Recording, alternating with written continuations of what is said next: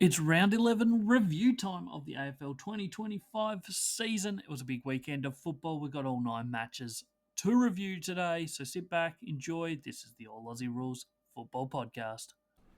Welcome on in, everybody, to the All Aussie Rules Football Podcast. This is episode number 34 for season 2025.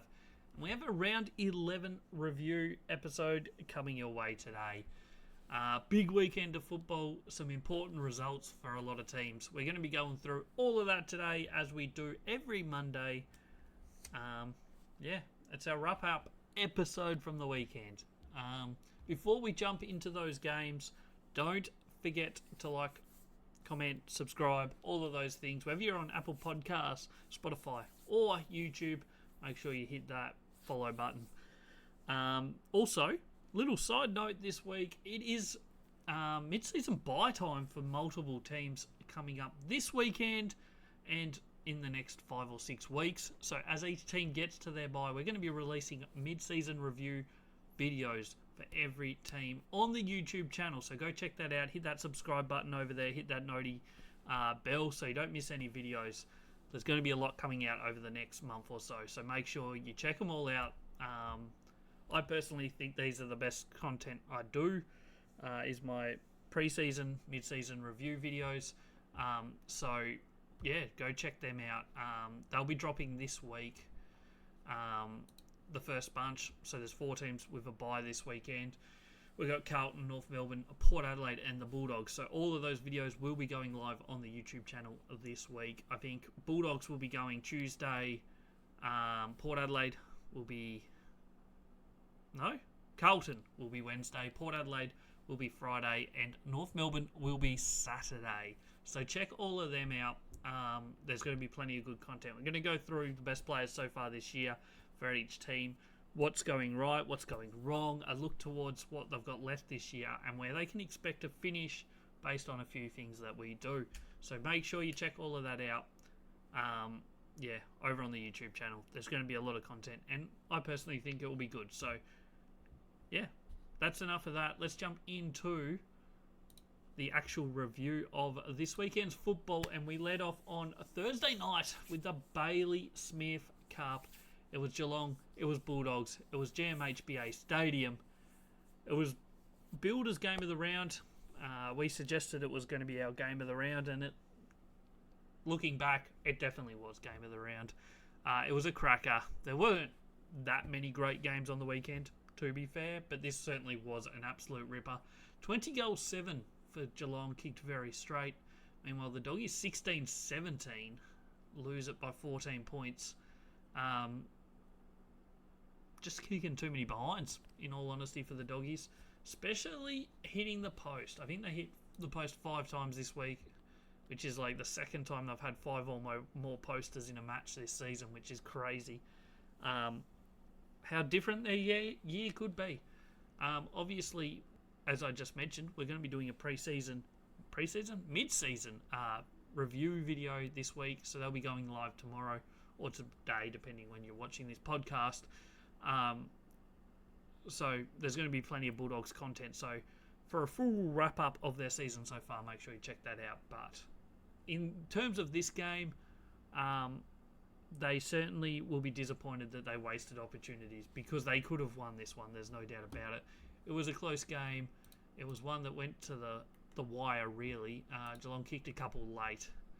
That kind of just extended it. Scores were level 21 minutes into that final quarter, but Geelong just got it done late. There's no two ways about it. Their key forwards were probably the most important factor in this game. Between Cameron and Shannon Neal, they kicked 11 goals straight, which is just a huge effort from 2 forwards. Certainly one of the main reasons they win this game is because those 2 combined for 11 goals and don't miss. Maxi Holmes was absolutely huge. He had 33 touches and a goal. He was very, very good. Bailey Smith had plenty of it again. A little bit wasteful at times, especially early. Tom Atkins was good. So they are the 5 players that got MVP votes. If you're listening and not watching, on the screen there is the actual order. On the Bulldogs side, it was their midfield. It's always their midfield. They have the best midfield in the competition. I don't think there's any doubt about that. The absolute talent they have in there. Ed Richards continued his awesome form. He's really fast becoming one of the best midfielders in the competition. Tom Liberatore was outstanding. Matthew Kennedy was great. Bontempelli was good. Riley West was the best of the rest of them. Matthew Kennedy got 3 goals out of the midfield with 25 touches. Really big game. Norton kicked 3. Vandermeer kicked 2. Ed Richards 2. And Baku Kamas, who's been playing a lot forward this year, he kicked 2 as well. What else do we make from this game? Bulldogs probably really disappointed that they couldn't put this one away. They've kind of been close against all the top 8 teams they've played this year, but they're just not successfully getting the wins, which might cost them in the end. I don't think it will, personally. But yeah, they need to get over the line on some of these. Obviously, once they get Sam Darcy back, that will change a lot of what they do, because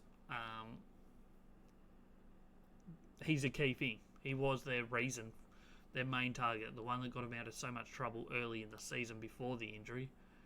Obviously, if the rest of the team can stay fit and they can have Bontempelli and they can have Treloar back with Darcy, I think they'll be a lot more damaging and cause a lot more trouble for these top teams that so far have been beating the Doggies. The Cats, they'll be laughing. They get back in form. Their season has been a little bit up and down, but the last couple of weeks has been really good, so they've still got a little bit of time before their bye comes up, but at the moment they'll be really, really happy with where they're at, I think. It's not outstanding by any stretch of the imagination, but they're sitting 5th on the ladder. They got West Coast over there at Optus Stadium on Sunday night this week. You'd imagine they will win that and probably jump into the top 4. Then they got Gold Coast at GMHBA Stadium, so certainly some big games coming up for them over the next few weeks before their bye. They've still got 4 games left until their bye, which is in round 16, and they're not easy ones. They've got a couple down at GMHBA, but they've got Brisbane, Gold Coast, both top 4, top 6 teams in the competition for sure, but they do have them both at home.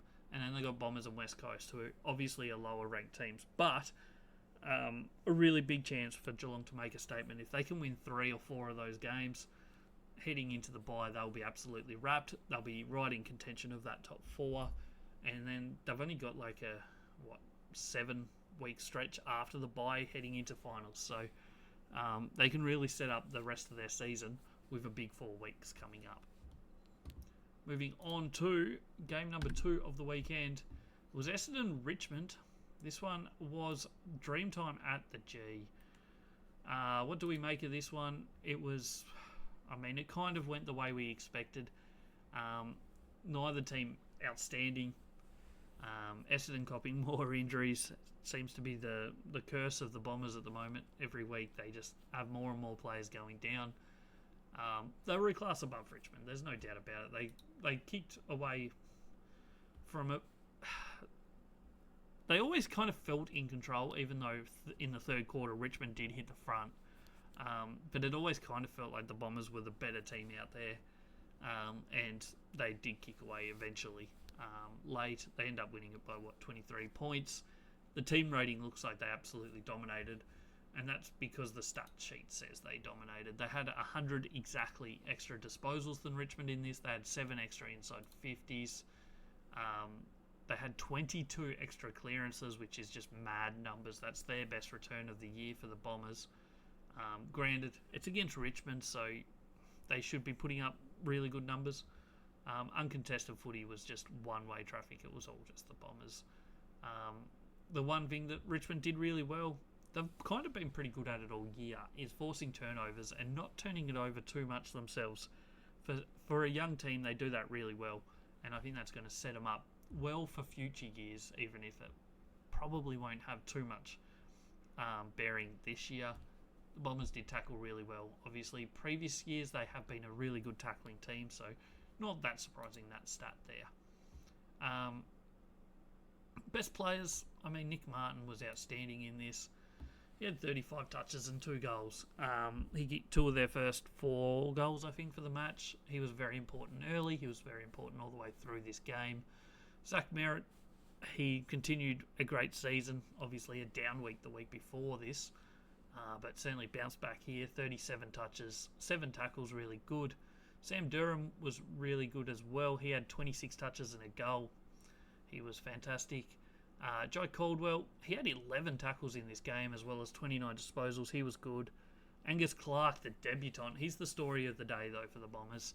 First game, played a lot of wing time, played a lot of forward time, and really did well in that first half especially. He kicked 3 goals in the first half. He ends up the game with 16 touches, 3 goals, 522 metres gained as well on debut. Really good performance from him.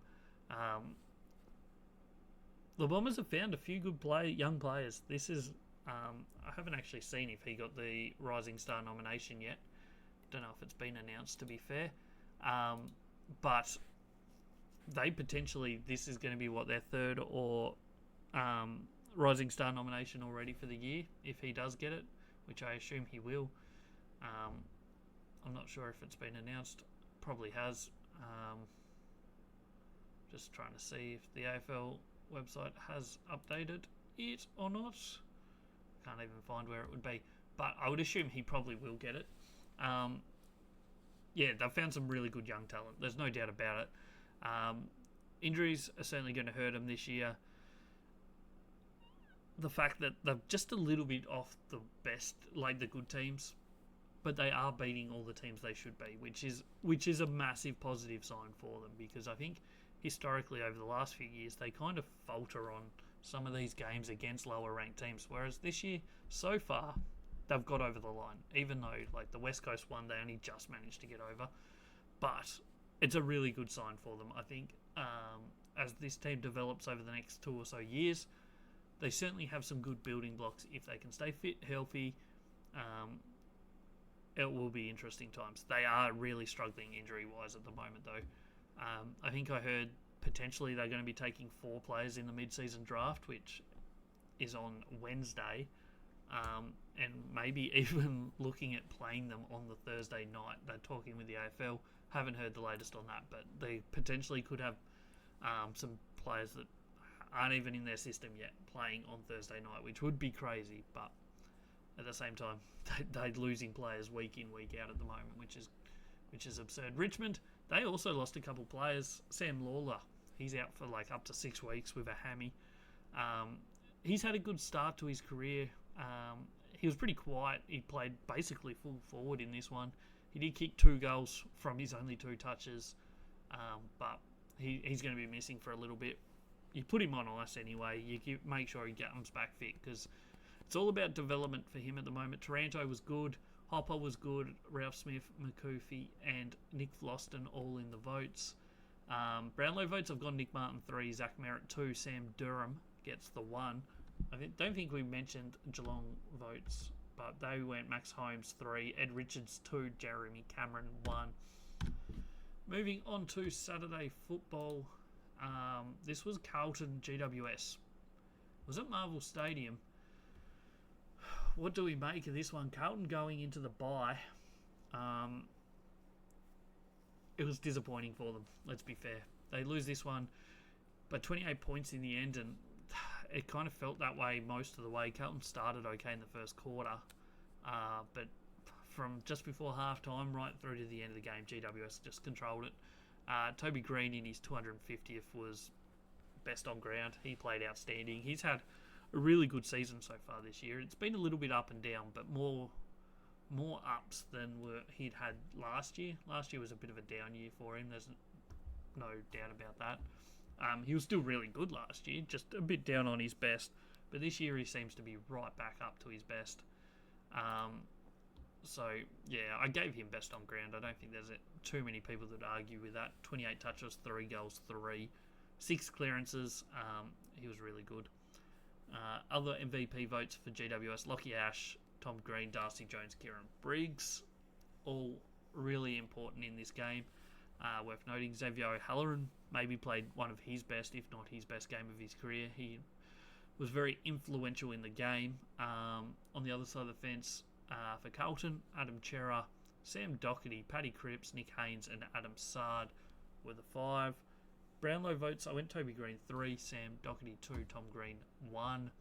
I think the 3 and the 2 deserve the 3 and the 2. There's probably about 6 players that could get the 1 vote in my eyes. Whether that's how it plays out or not, who knows. Carlton played a traditional Carlton game, I guess. Plus 11 inside 50s, which is also the way GWS play. They don't always dominate field position, but they still find a way to win. To convert 47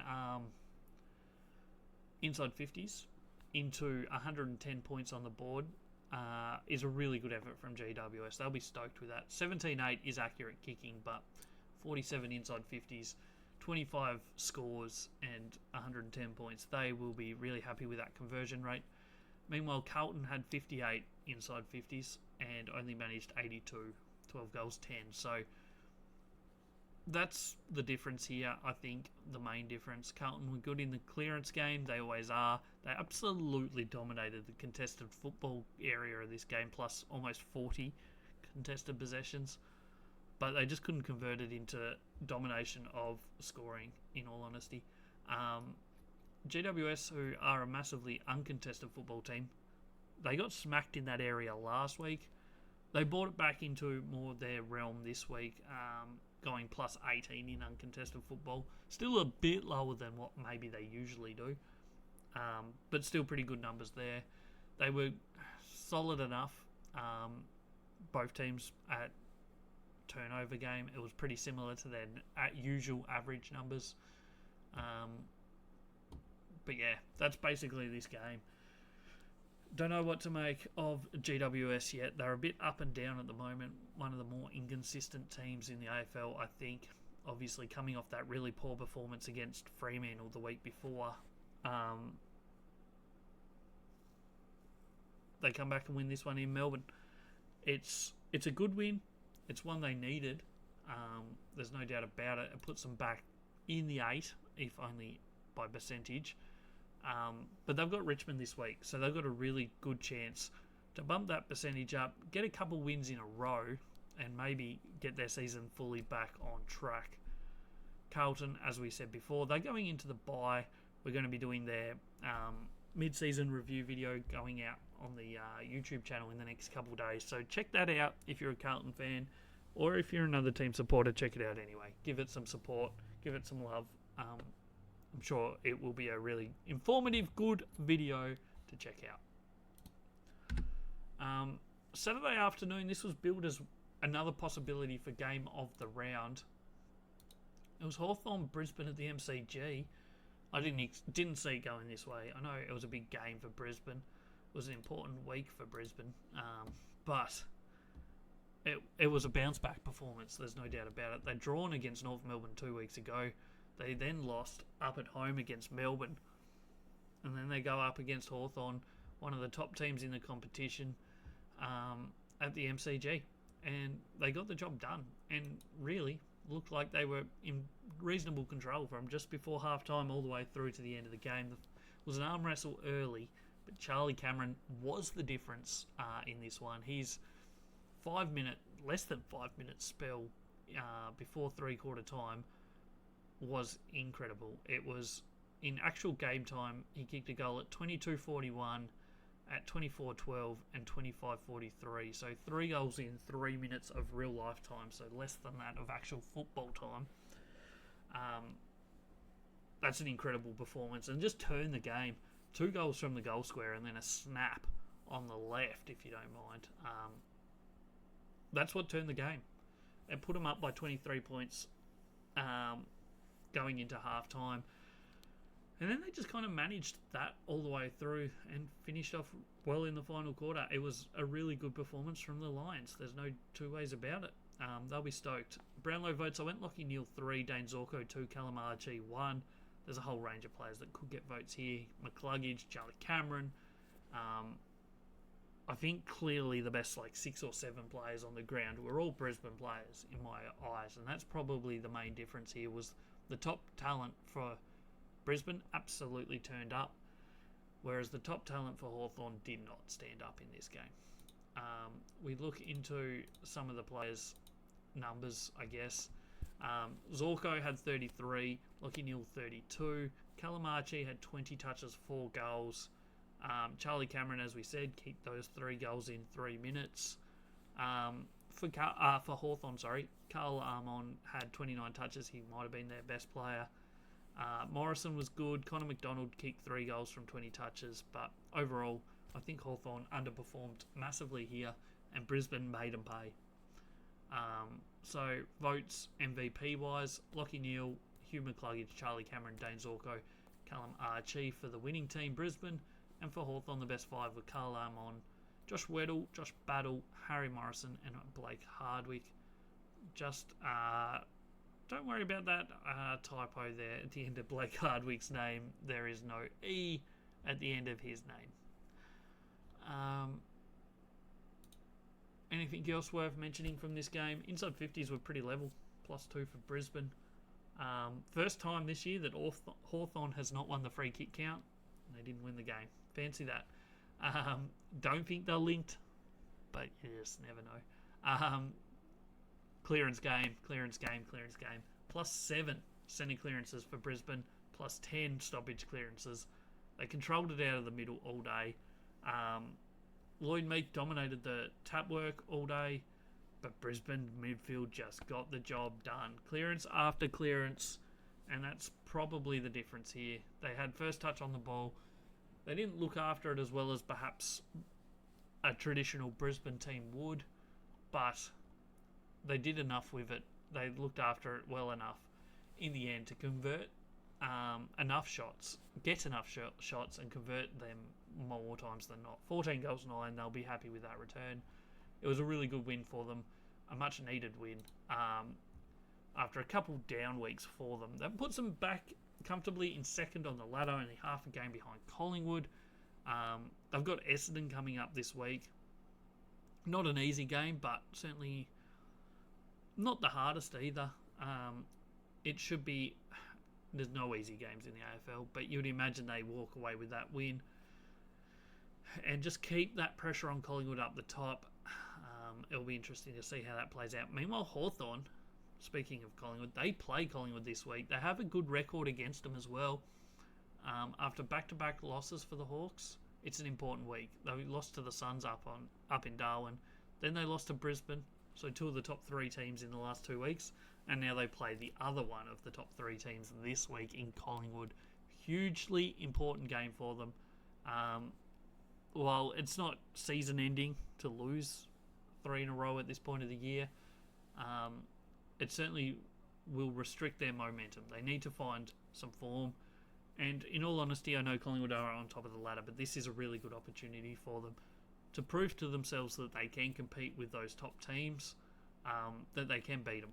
And this is the perfect opportunity for that. So I would expect to see a fired up Hawthorn come out on Friday night and potentially give Collingwood a little bit of a lesson. They smoked them last year in about round 17 or 18. I can't remember exactly when it was, but they won by 60 points and absolutely destroyed Collingwood that day. Different teams this year, I know, but yeah, just worth mentioning. We move on to Saturday night football, and it was North Melbourne Collingwood. What is with this matchup? Marvel Stadium 2 years in a row. It's 2 weird results. Collingwood get the win in both, but not convincing in either, let's be honest. End up winning by 45 points, which looks like a pretty comfortable Collingwood win. 4.5 minutes into the final quarter, it was 3-point margin in favour of Collingwood. 3 points, almost 5 minutes into the final quarter. And then Collingwood just put on an absolute run of 6 goals, in the space of 13 minutes of real lifetime. So less than 10 minutes of game time. They kicked 6 goals, put it to bed very quickly, and then it was just kind of chilling to the finish line. Kangaroos kicked one more. Collingwood got the last 2. It was just one-way traffic in that final quarter. It was always kind of felt like the floodgates were going to open at some point. Did we expect that this would be the way it would happen? Maybe not, but it was certainly scintillating once Collingwood got going. They were 9 points down at halftime. They end up winning by 45. So, as it looks on paper, it's a solid enough win. They were missing players as well, Collingwood. I don't think they would have used that as an excuse anyway, because that's not their sort of style at the moment. They're a very system-orientated team, more so than a lot of other teams. So I think they would have been like, well, we expected to win still. They end up plus 10 inside 50s, a lot of that in the last quarter domination. Kangaroos really good in the clearance game in this one. Really good in the contested football, which allowed them to play their slow style in this game for the Kangaroos. Certainly in the first half, they were very chippy around, slowly building offense, and that really, really hurt Collingwood in a way. They looked like they were in control of the game, whereas Collingwood were bouncing it and getting good looks at goal from getting over the back, which is a way that Collingwood has kind of played over the last 2 years at certain times. But the main difference in this game was the fact that Collingwood just looked after the football. They only had 49 turnovers for the match, which is ridiculously low. It's more than 10 less than their average. Kangaroos were only at their average at 61, but just the fact that Collingwood looked after the football so well in this game and didn't turn it over. I think in the third quarter they only had like 2 turnovers with a couple minutes to go. Ridiculous numbers in that turnover game, and that is 100% the end result. You're not going to lose many games if you're having 49 turnovers in the match. It's just simple. Tackle count also tells a story. 90 for Collingwood, 48 for Kangaroos. I know that that's not the only measure of pressure, but it's just an intent thing. I think Collingwood really bring it, especially when they needed to. I look at the best players. Interesting one. Ned Long throughout the game probably was best on ground. He gets my 10 votes in the MVP. 29 touches, 14 tackles, 6 clearances. He was good throughout the whole game. 15 score involvements. Nick Dacos ends up with 38 touches after only having 10 at halftime, or 11 maybe. I think he had 17 in the last quarter. Massive numbers. Ends up with 736 metres gained. Second game as captain, got the job done for sure. Jamie Elliott, he's putting together a season. He kicked another 5 here. He's having a really good season. Potentially career best form right now for him at, 33 years age, or however old he is, something around there. Jack Crisp, he was really good, especially in the tackling department. 10 tackles, kicked a goal. Isaac Quainer got beaten in one contest in the first half, but outside of that was really, really good. Number 1 intercept player on the ground, I believe. North Melbourne Tristan Cherry was clearly the best ruckman on the ground. A lot of debate going into this game about who the second best ruckman in the competition is, behind Max Gawn. Whether it was Cherry, whether it was Darcy Cameron. I think Cherry was clearly the better player in this game out of those two. They're completely different players. Cherry does it in the contest, like the ruck contest and the clearance game, whereas Darcy Cameron's number 1 asset is his ability to get back and help the defence and get those intercept marks. Riley Hardiman, he was good. Charlie Coben in the backline was outstanding. Tom Powell, Luke McDonald. It was a good performance by Kangaroos without getting the cake. A lot of Kangaroo supporters are very disappointed in this result. And you can kind of understand it. They've had a few fade-outs this year that are really disappointing. The one against Gold Coast earlier this year was similarly as bad as this. There's this one. It's just a thing that's happening with North Melbourne at the moment. They need to find some form and consistency, I guess. Their 4-week stretch before this had been really good. So they go into the bye, a chance to reassess, I guess, look at where they're at. Is their game style the one they want to be playing? I would argue probably not, but I'm not a football coach. They're sitting 17th on the ladder again this year. They've got a lot of work to do to move up more than one spot this year. We've got their mid-season review video going live on the channel, on the YouTube channel, All Aussie Rules, on Saturday. So go check that out. There'll be a lot of important information for Kangaroos, I think. I think I haven't recorded it yet, but I've done a lot of the prep work, and I think it's going to be an interesting video, to say the least. So go check that out. Collingwood, they're sitting top of the ladder. They've got a massive game against Hawthorn this week. As I said before when we were talking about Hawthorn have a pretty good record over Collingwood. I'd be surprised to see it be anything other than it's either going to be a Hawthorn domination or a close game. Collingwood are not going to be winning this one by much. Brownlow votes for this one. Nick Dacos, I think, gets the 3. Umpires love him. He had 38 touches. He was very influential. Ned Long, I think, was personally the best player on the ground. He was outstanding. Jamie Elliott, he deserves the vote. He kicked 5 goals. He stood up again when they needed him to. We move on to the other Saturday night game. This was at the same time, and it was absolutely pouring, but that did not stop Fremantle from cracking the ton. 15-10-100 to 7-9-51. Port Adelaide in absolute all sorts at the moment. They are really struggling. Their season is slipping away quickly, and they need to find a way to turn it around. They go into the bye this week in a really weird spot. So their video will be going live, I think, on the Friday of this week. So go check that out. It should be a good one on the YouTube channel.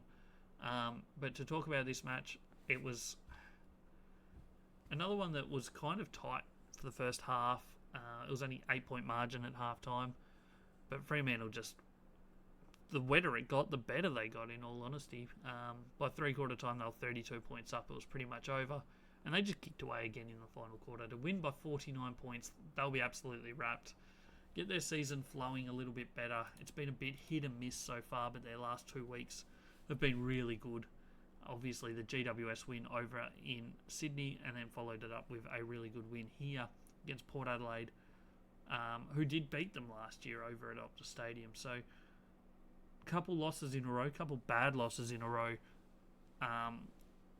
been counteracted with a couple really good wins in a row. So they're sitting just outside the 8, 9th on the ladder. They have a really big litmus test for them this week. It's Gold Coast. An away game for them. You'd imagine Gold Coast should go in favourites. They've won, their last 3.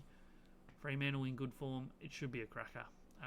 Other side of the fence, Port Adelaide going into the bye having won just 4 games. They'll be absolutely gutted with that.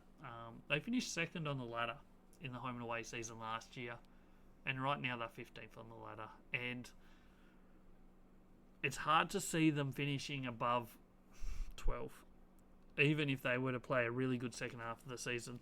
I can't see them finishing above 12. But even that might be a struggle. Their percentage is horrible, 79%. And they've had a 90-point win in there. So, go figure. Best players here, Luke Jackson, outstanding. As a one-out ruckman, he is an absolute gun.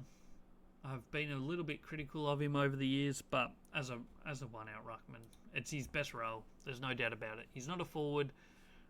He's a ruckman.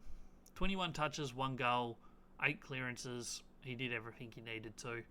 Caleb Sarong, he's always good. 29 touches in this one. Murphy Reid, the first-year player for Fremantle. He's been really good this year. Maybe his best game of his career so far. Obviously, the round 1 against Geelong when he kicked 4 goals in about 2 minutes was really good. But this was really good as well. 18 touches, 4 goals, 4 tackles. Really important. Heath Chapman was good. Andrew Brayshaw, always effective. For Port Adelaide, it was Willem Drew, Zach Butters, Rose, Atkins, Ollie Wines. The usual names up there, Butters, Rose, but they just don't have enough going for them at the moment. They've obviously got that really good midfield line. Their forward line's probably underperforming a bit, and their back line's struggling. It's just an all-round struggle, I think, for Port Adelaide. Brownlow votes, I went Sarong 3, Luke Jackson 2, Murphy Reid 1. I think they are the 3 that deserve the votes, whether they get them or not. Sarong obviously gets decent votes. Luke Jackson, I think, was best on ground, but umpires tend to favour midfielders, but we'll see how that plays out.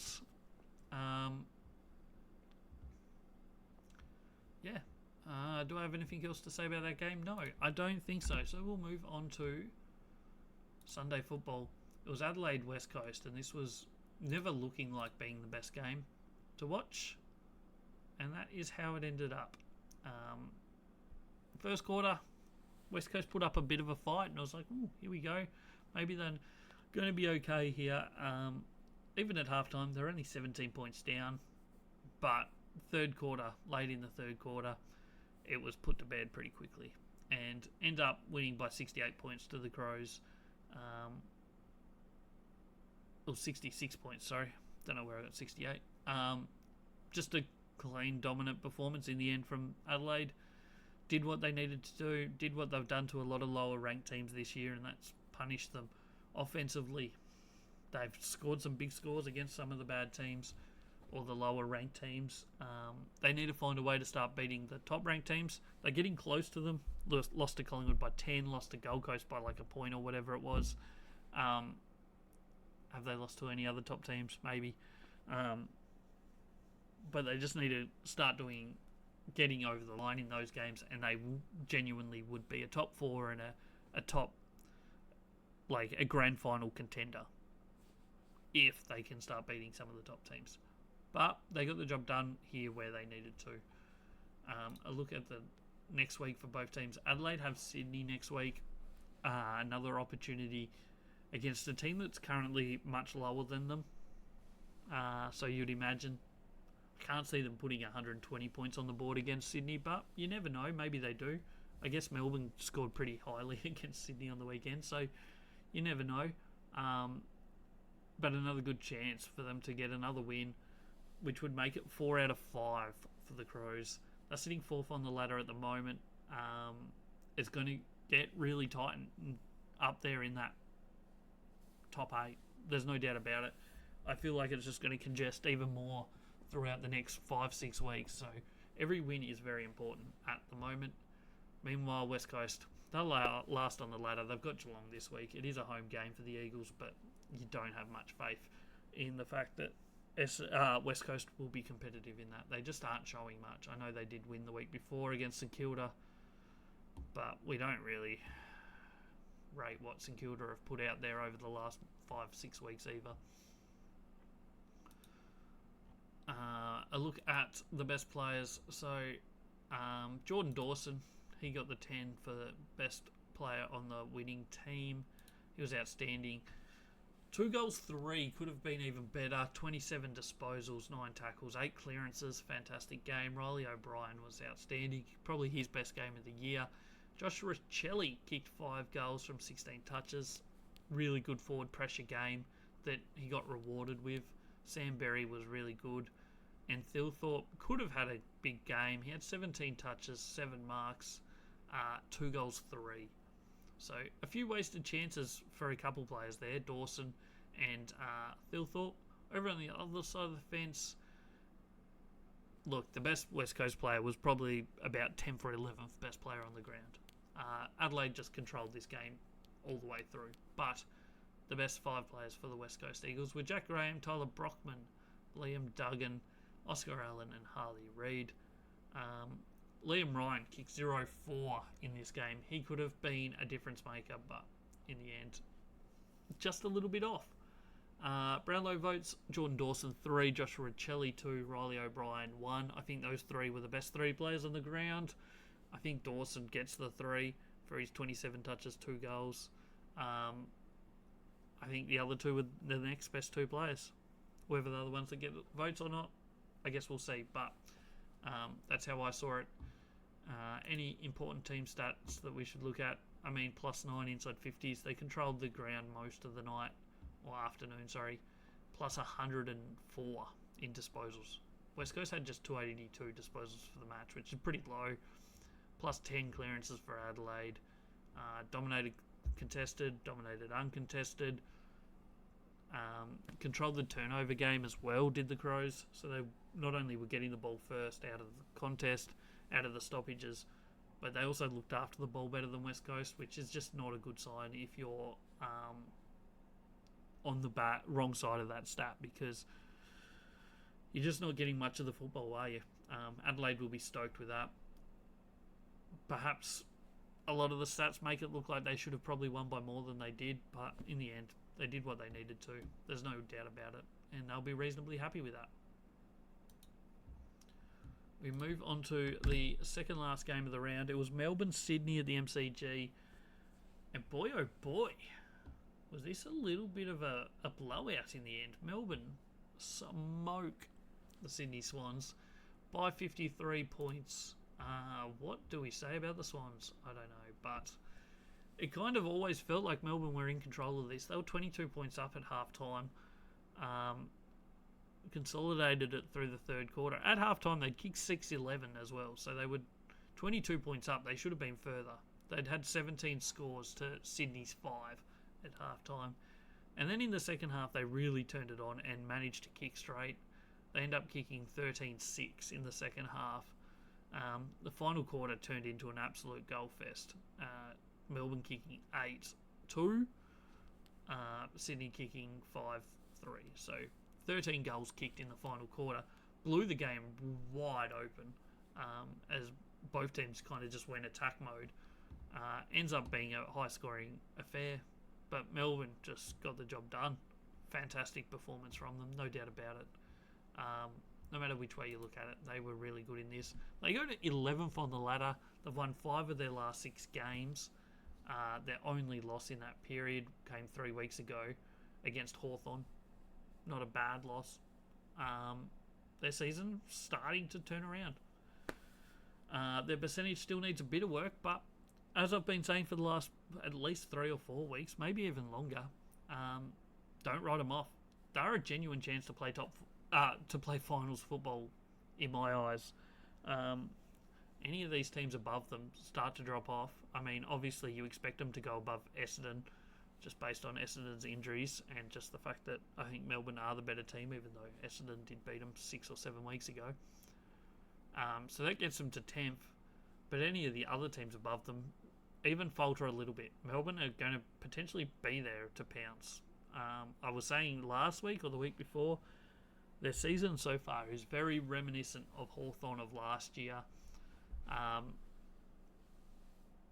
Is that accurate? I don't know. Maybe, maybe not. But it certainly is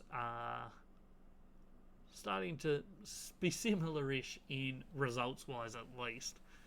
They're only a game and percentage out of the 8, so that's quickly jumping up. They've got St Kilda this week, another winnable game, which would get them to 6-6, which would be crazy heading into the King's birthday game, against Collingwood. 6-6, they'll be very happy if that is the case. Sydney, is their season done? Potentially. I mean, you can't write them off completely. The percentage is still pretty solid. It's 4-7. They've still got 12 games to go. They would need to win at least 8 of those to play finals. Is that doable? I think so, but not how they're playing at the moment. Like, the performance on the weekend does not tell you that that's a team that deserves to play finals. I know they've got lots of injuries, but you can't just use that as an excuse, I don't think. That maybe they're just not that good anymore. Who knows? A lot of their players are playing below their best. There's a lot of spotlight on their main ones. Heaney's probably been a bit down on what he did last year. Chad Warner's started to pick it up. His last 5, 6, 8 weeks has been really, really good. But like Rowbottom, who was the most underrated midfielder for them last year, has dropped off completely. I think he's had a really average year so far. So it's just stuff like that. They play Adelaide this week. It is a home game for Sydney, but it's an issue, I think. A concern is certainly potentially going to be 4-8. It's hard to see them coming back from this, in all honesty. A look at the best players here. Melbourne, the winning team, they were outstanding. Cozzy Pickett, I think, deserves best on ground. He could have had one of the all-time games. Had 24 disposals, 5 goals for, and an out on the full. He could have had 24 touches and 10 goals. Wowee. Absolute jet. He is so good to watch. We had him highly ranked at the start of the season, and he's living up to that expectation. Maxi Gawn, his last 5-6 weeks, basically since Melbourne have started playing good football, has been outstanding. He is the number one ruckman in the game. There's no doubt in my mind about that. He had 21 touches, a goal, 7 clearances. Yes, Tristan Cherry can play as good as him in a game. Yes, Luke Jackson can be as good as him in a game. But just for sheer consistency, Max Gawn, he is outstanding. Clayton Oliver played maybe his best game of the year, 31 touches and a goal. He was really good. Chucked in 12 tackles as well, the big boy. Christian Petrarca, 28 touches, a goal, was really good. Ed Langdon on the wing was fantastic. For Sydney, Isaac Heaney, probably his best game of the year, 22 touches, 3 goals. Chad Warner, 27 touches and a goal. They were their 2 keys. Brodie Grundy, even though Max Gawn was outstanding, Brodie Grundy did okay as well. He had 41 hit-outs, 8 clearances, 23 touches. Angus Sheldrick has had a really good 2 weeks. He's been important for them. And I think he's one of their big improvers so far this year. Jake Lloyd was their 5th best. Brownlow votes, I think Cozzy Pickett gets the 3. I think Max Gawn gets the 2. And then the 1 probably goes to either Oliver or Petrarca. I went Petrarca, I don't know why. I couldn't decide between the 2, and in the end I flipped a coin, I think. And because it could go to either of them. Oliver probably gets it now that I'm thinking about it, but it could go either way. Team stats in this one, plus 20 inside 50s for the Demons. Absolutely destroyed them. Controlled the ground, controlled everything. Plus 70 disposals for the Demons. Clearance game was pretty level, but it was just outside of clearance, it was looking after the football. 20 difference in turnovers. 53 for Demons, which is a really low number for them, really good number for them. 73 for Sydney, pretty average number. Worse than their average, but also they just could not look after the ball. That sums up this game. They just turned it over way too easy, way too many times. You're not going to win too many games of football with 73 turnovers in a match. It's just that simple. Especially if the other team's only having 53. That is basically all you need to know about this game is turnover count. 73 to 53. Basically tells you everything that you will have to know about this game of football. That just leaves 1 game of football left, and it was St Kilda, Gold Coast, Marvel Stadium in front of about 5, maybe 6.5 people. The crowd did not turn out for it. You don't really blame them. Sunday night ball fest.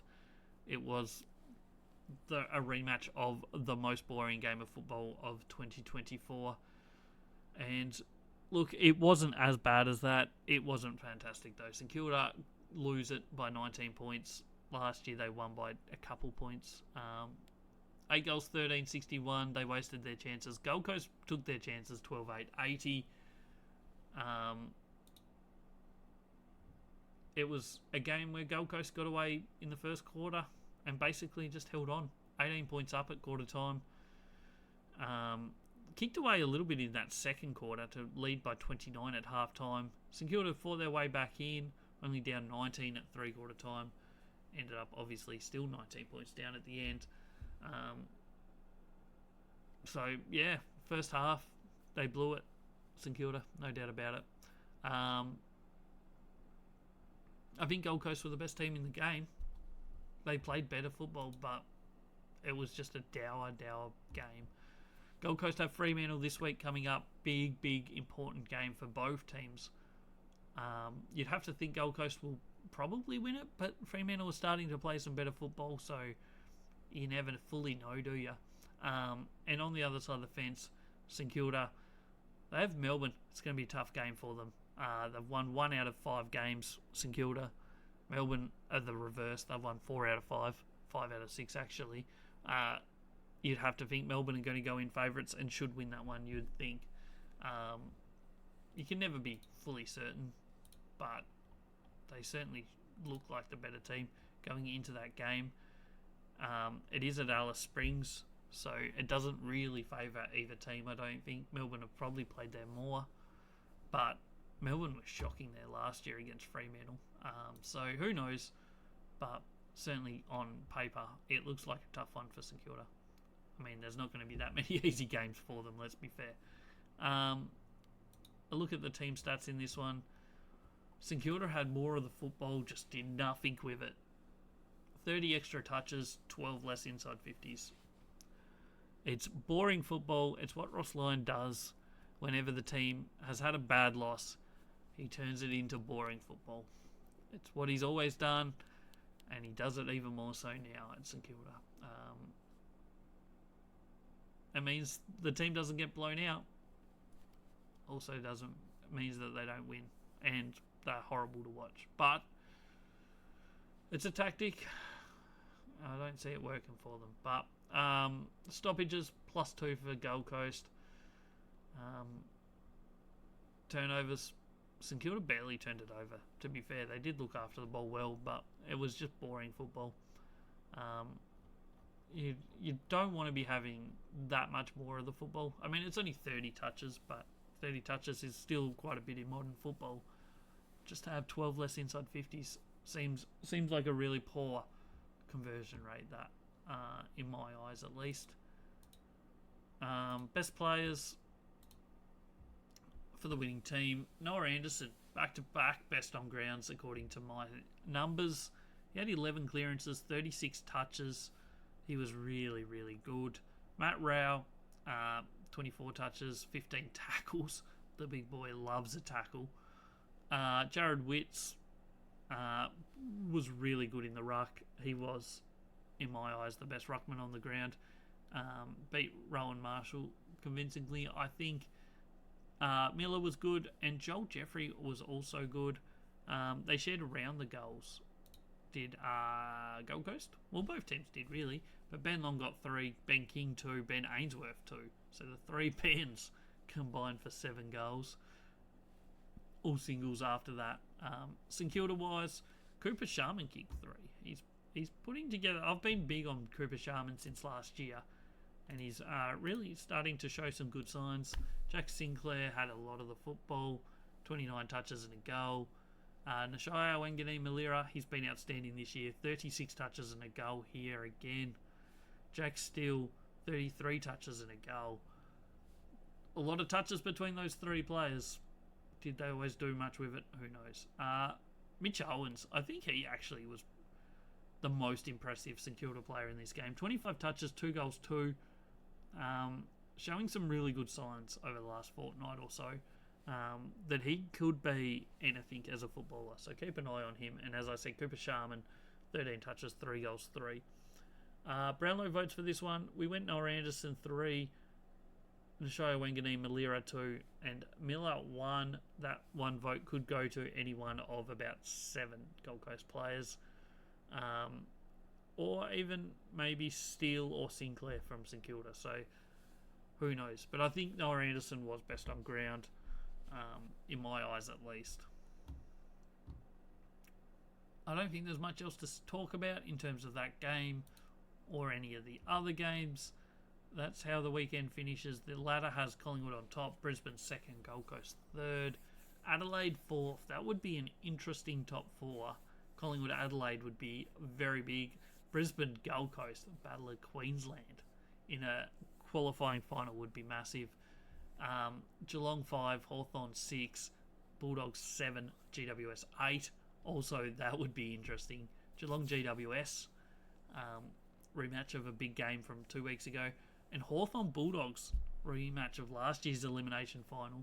Obviously, Hawthorn got the chocolates in that one. Fremantle were 9th, Essendon 10. Melbourne into 11th. They're starting to show some good form. Carlton 12th. Sydney 13. St Kilda 14. Port Adelaide 15. Richmond 16. North 17. And West Coast game and a half behind in 18th spots. Last couple of things we look at my tips, how they went for the weekend, and then we'll do a Brownlow and a MVP update. First, we look at my tips. Started the weekend poorly. I took the risk on the Bulldogs. A lot of people did. Got that wrong. That's disappointing. But at the same time, I think Bulldogs played really well. Don't hate the tip. Essendon, that was an easy one. We got that one. Well done us. Everyone pretty much got that one. We went Carlton. I regret that one quite a lot, to be honest. That was a bad tip. I don't know why. I just felt like GWS weren't putting together the best football, but they certainly showed up here. We got that one wrong. Hawthorn, they just did not perform against Brisbane at all.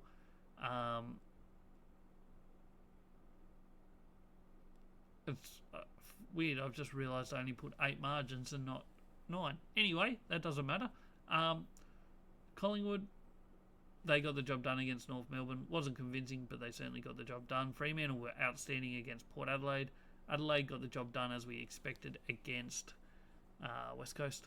Melbourne, pretty happy with that tip. They won by a lot more than we expected, but happy enough with it. And Gold Coast won by about the exact margin we said. 6 out of 9 is a solid enough week. Gets us to 64 for the season. It's funny because my actual tipping, I'm on 69 out of 98. So I do change my tips after. I obviously record my tips video on the Wednesday, or tips podcast, I guess, on the Wednesday. So by the time the games actually start, I do sometimes change them. And so far that's been working well for me. But 64 for the season, not fantastic. But every week is another opportunity to try and turn that around. We move into Brownlow leaderboard. We do our 3-2-1 every week, and this is how they stand after 11 games. Obviously, a couple teams have only played 10 in Essendon and Gold Coast. But Jordan Dawson out in front on 18. Caleb Sarong on 14. Lockie Neal 13. With Brayshaw, Bailey Smith and Max Gawn also on 13. Then it's down to Isaac Rankin and Zach Merritt on 12. And then a whole bunch of players on 11, which is Nick Dacos, Toby Green, Jai Newcomb, Connor Rose and Tom Liberatore. And there's a lot of people not far behind them as well. So Dawson has put a gap on the field, in my voting system at least. Sarong and Lockie Neal not far behind. Obviously some proven vote getters up there. Dawson had a pretty good one a couple years back. Sarong's always in the votes. Lockie Neal's 2-time Brownlow medalist. So yeah, that's Brownlow count after round 11. MVP, as we've been showing the votes for these games, all the games this week. The winning team, best player gets 10, second best 8, 6, 4, 2 for the top 5 players from the winning team. Losing team gets half of that, so 5 for the best player, 4, 3, 2, 1 for the 5th player. And this is how it stands after round 11. Bailey Smith out in front on 60. Noah Anderson 58. Max Gawn also on 58. Tristan Cherry on 57.5. Hugh McCluggage 55.5. Brayshaw 55. Matt Rao and Connor Rose on 52. 51 is Lockie Neal, Caleb Sarong. 48 is Nick Dacos, Jack Sinclair. 47 for Jordan Dawson. 46 for side bottom Chad Warner and Tom Liberatore. That is everything we have for you in this video. I appreciate you for watching. I hope you enjoyed. Don't forget to comment down below. Let me know how your team's going this week. Don't forget to head over to the YouTube channel. Hit that follow/subscribe button. Hit the notification bell. There's plenty of videos coming out over the next 6 weeks. Mid-season reviews for every team, including 4 this week. So go check them out. Next podcast is on Thursday. It's a preview of all round 12 games. Obviously, 4 teams have the bye, so there's only 7 games this weekend. But we'll be reviewing all of them on Thursday, so come back, check that out. Check out the YouTube channel, as I said. Check out the socials, at All Aussie Rules everywhere. And yeah, that's everything I've got for you today. Thanks for tuning in. Catch us on the next one.